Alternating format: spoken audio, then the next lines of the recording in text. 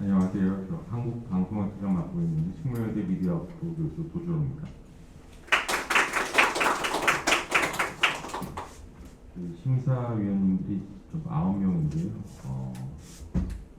고민했던 심사평을 말씀드리도록 하겠습니다. 제 166회 이달의 방송기자상에는 모두 49편이 응모해서 평소보다 높은 경쟁을 보였습니다.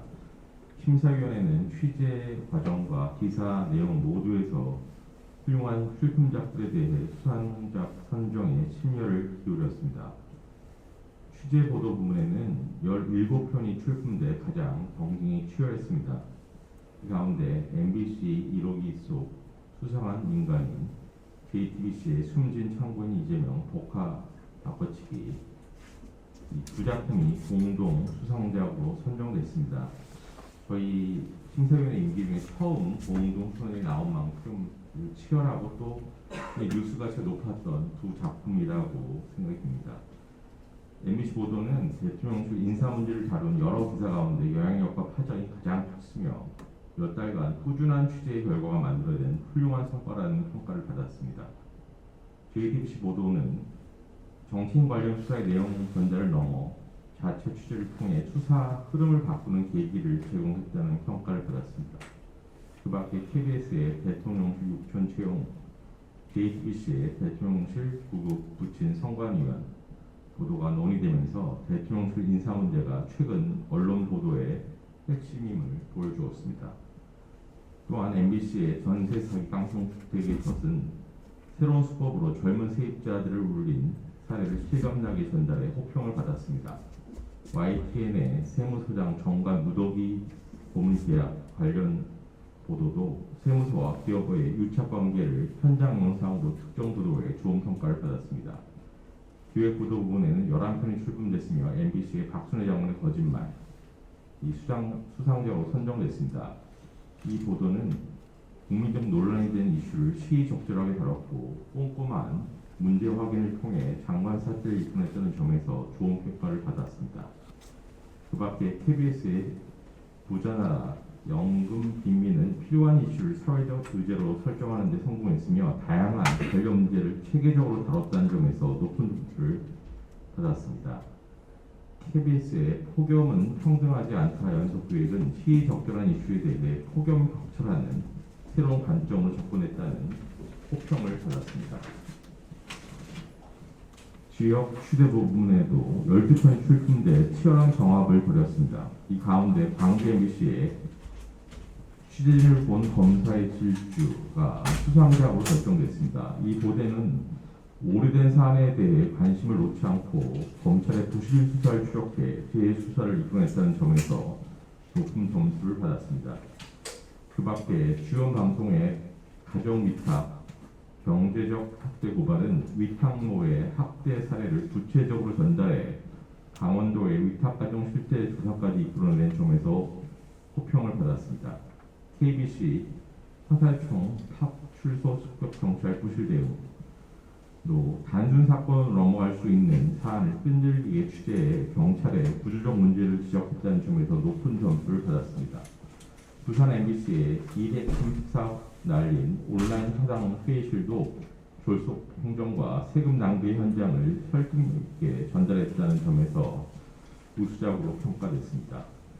지역기획 보도 부문에는 7편이 출품돼 KBS 상원의 전기 식민지 연속 보도가 수상작으로 선정됐습니다. 이 보도는 에너지 생산과 소비 문제를 지역 불균형이라는 새로운 관점으로 접근해 전국적 이슈로 관심을 불러일으켰다는 점에서 높은 점수를 받았습니다. 그 밖에 KBS 부산의 필수 노동 실태 보고서는 필수 노동자의 규모, 지역, 임금 등을 빅데이터 분석을 통해 정확한 실태를 보여줬다는 점에서 호평을 받았습니다.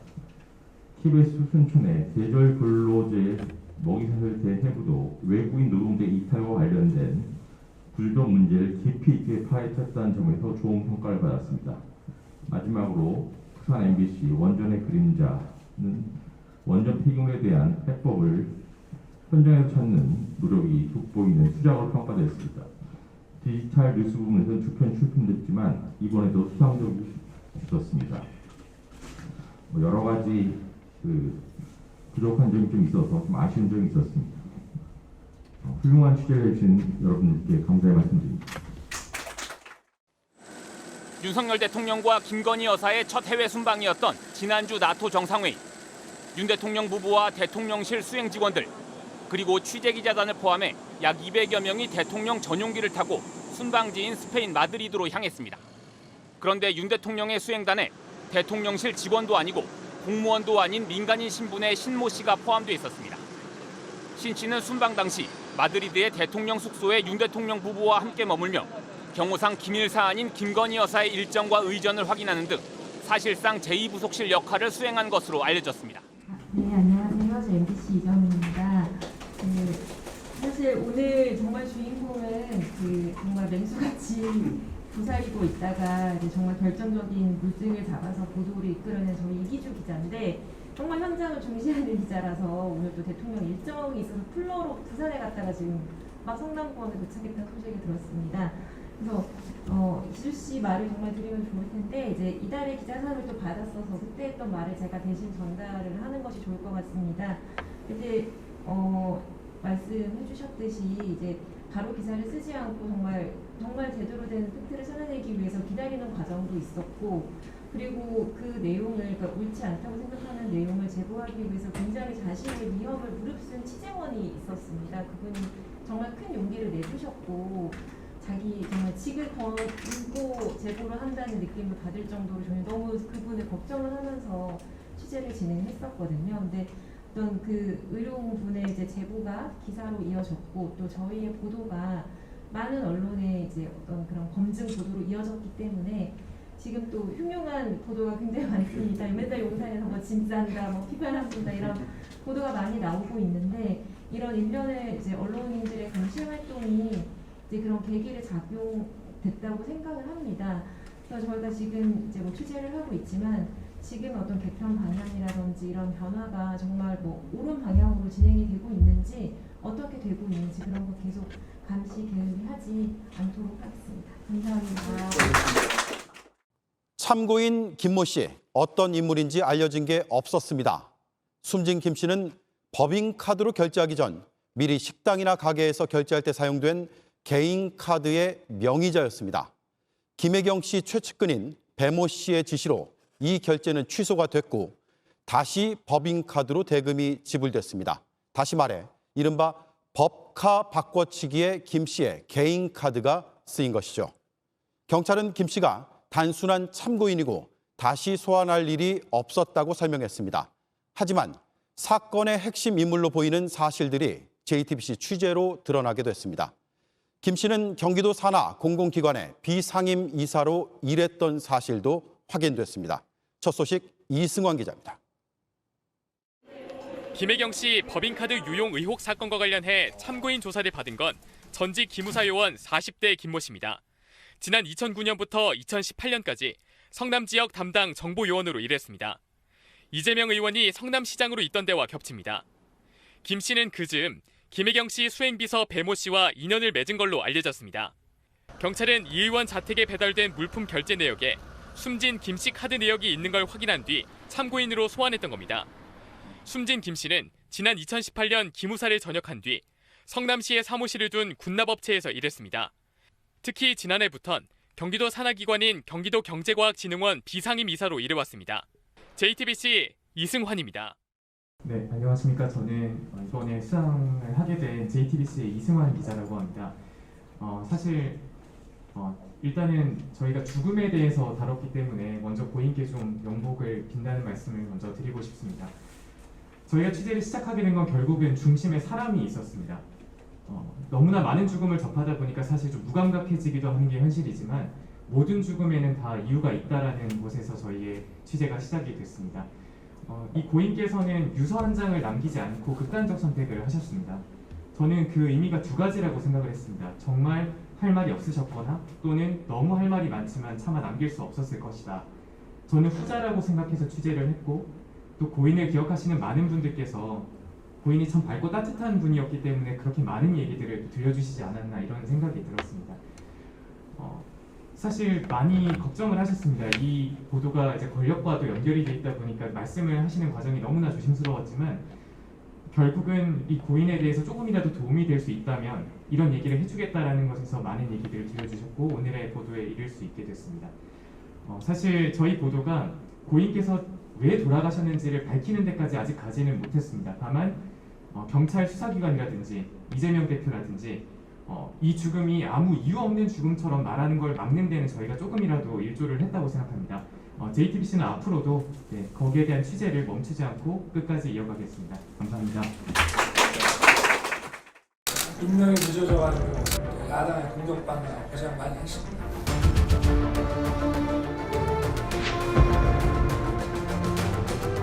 명백한 표절이 있을 경우에 나오는 결정인데 생활기록부만 컨설팅을 하면은 이제 60만 원 정도였고 이제 종합적으로 관리를 받기 위해서는 6개월에 300만 원.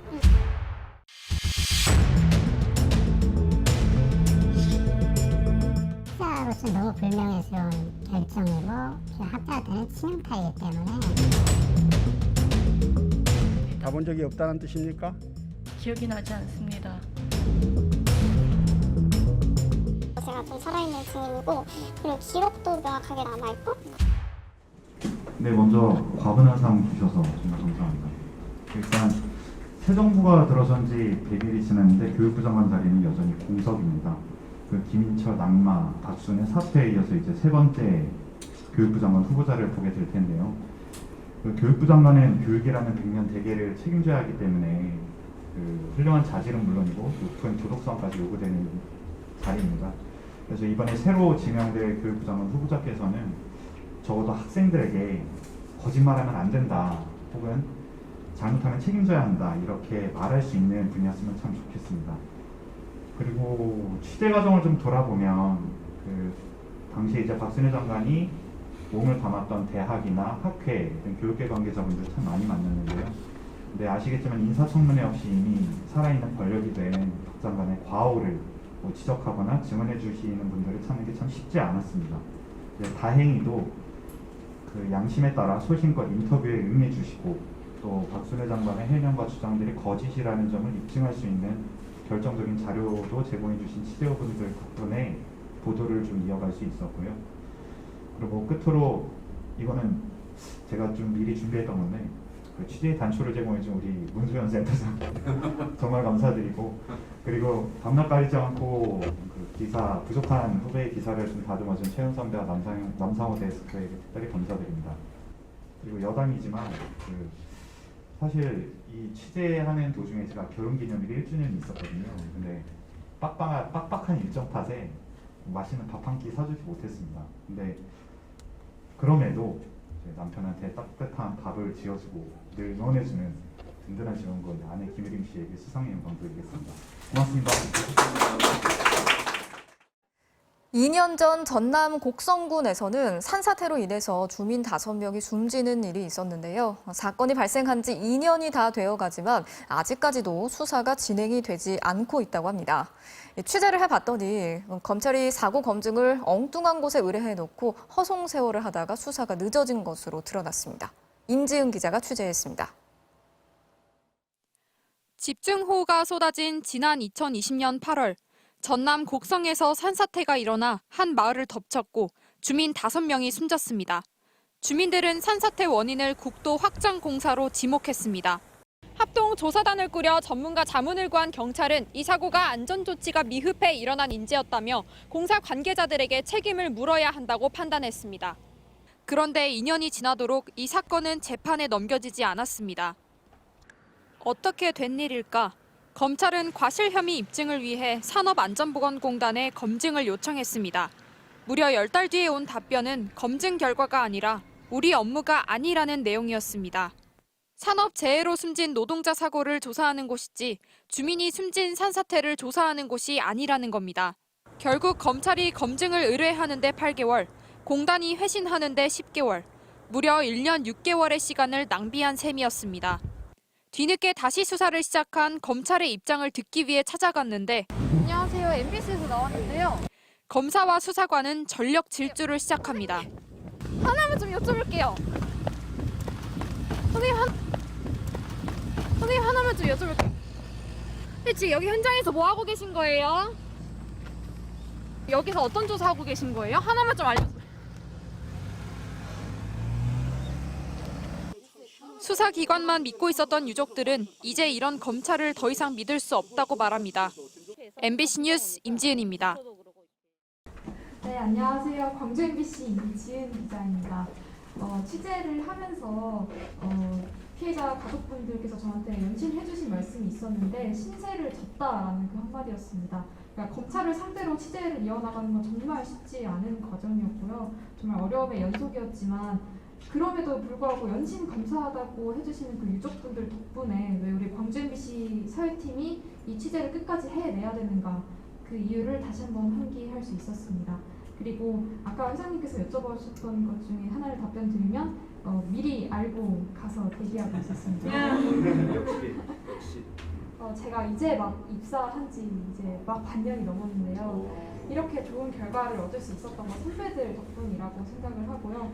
매일같이 저랑 현장을 나가고 같이 뛰고 그리고 그 현장의 생생함을 카메라에 담아주시는 우리 김상배 선배한테 정말 감사하다고 말씀을 드리고 싶고요. 이 자리에는 없지만 기사의 방향성을 잡아주고 제가 현장에서 좋은 결과를 얻을 수 있게끔 항상 이끌어주시는 저의 캡 우정은 선배한테 정말 감사하다고 다시 한번 말씀드리고 싶습니다. 네, 고맙습니다. KBS는 이번 주 에너지 대전환기를 맞아 전기 공급을 위해 희생을 강요당했던 지역의 피해와 또 정부 에너지 정책의 문제점까지 심층 보도합니다. 오늘 첫 순서로 액화 천연가스, LNG 발전소 건립이 예정된 경남의 자치단체와 발전 사업자, 또 주민들의 갈등을 짚어보겠습니다. 550메가와트급 LNG 발전소가 들어설 함안 군북산업단지 예정지입니다. 함안군과 한국중부발전이 보령화력 6호기 폐쇄에 이은 LNG 대체 건설로 2025년까지 건립을 추진하고 있습니다. 하지만 주민들의 반발은 큽니다.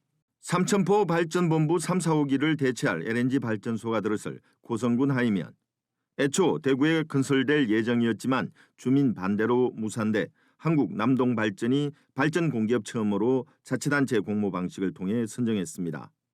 주민들은 LNG 발전소도 석탄 대비 40%가 이산화탄소가 발생하는 등 건강권을 침해한다고 우려하고 있습니다. KBS 뉴스 배수영입니다. KBS는 최근 모두 5차례에 걸쳐 중앙 집중식 전기 공급에 따른 지역 주민의 고통과 차별 문제를 집중 점검했는데요. 지속 가능한 에너지 정책을 위한 대안은 무엇인지 KBS 토론 경남에서 제시된 에너지 전문가들의 방안들을 이대환 기자가 정리했습니다. 경남과 부산 등 지역에 몰려있는 원전과 화력 발전소들, 수도권과 대규모 공장으로 전기를 보내기 위한 지역 주민들의 희생 시스템은 더는 유효하지 않다고 전문가들은 입을 모았습니다. 이를 위해서 전기 생산지와 소비지를 일치시키는 이른바 분권형 에너지 자립 노력이 자치단체마다 필요하다고 지적합니다. KBS 뉴스 이전입니다. 안녕하세요. 저희가 이번 기획을 준비하면서 여러 가지 제가 3년 팀장을 맡은 지 3년이 됐는데요. 이번 기획을 하면서 아마 제목 정하기가 제일 좀 힘들었습니다. 그러니까 처음에는 에너지 지역 희생으로 하려고 했다가 전기는 지역의 눈물을 먹고 산다라고 했다가 결국에는 조금 더 도발적인 이 제목을 전기 식민지라고 정했는데요. 제가 이렇게 끝까지 이 제목을 좀 우겼던 건 저 취재 과정 개인적인 사정이 있었는데 10년 전에 저희가 2012년도에 밀양 사태라고 하는 마을 주민 2명이 돌아가시고 70명 마을 중 70대 총부 70명이 이제 형사 고발을 당하는 일이 있었어요. 그때 당시가 서울로 신고리 3, 4옥에서 생산하는 전기를 서울로 보내기 위해서 765kV라는 초고압 송전탑을 막기 위해서 주민들이 싸우다 그런 일이 발생했는데요. 그때 당시에 제가 충격받았던 게 중앙 언론에서 썼던 일부 언론 얘기는 합니다만 지역의 님비 현상에 대해서 보고 싶고 지역 주민들이 소위 말하는 보상을 더 받기 위해서 그런 거다라는 식으로 프레임을 짜서 돌아가는 거 보면서 언젠간 이야기를 꼭 한번 해야겠다라는 생각을 했고 전기 생산량이 부족한 수도권을 위해서 24시간 전기를 안정적으로 사용하고 그리고 우아하게 사용하기 위해서 지역민들이 어떤 희생을 가지고 있는지 지역 언론으로라도 꼭 이걸 한번 기획을 했으면 좋겠다라는 차원에서 했고 한 달 동안 저희 이걸 꼭 데이터로 입증하고 싶었거든요. 한전의 데이터 분석을 같이 해줬던 우리 후배 기자한테 너무 감사하게 생각하고, 아까 뭐 회장님께서 말씀을 하셨는데 저희 팀이 이제 3년차 정도 됐고 지역에 이제 기자가 저희가 현장 기자 11명밖에 없는데 어떨 땐 4명이 됐다가 어떨 땐 2명이 됐다가 그러면서 끝까지 신중계획을 또 승원해주고 없애주지 않았던 우리 국부장님한테 감사하다 말씀드리고, 제일 또 감사한 게 이걸 한 달 동안 데이터를 만드는 리서처하고 그 후배 기자한테 감사의 영광을 돌리도록 하겠습니다. 감사합니다.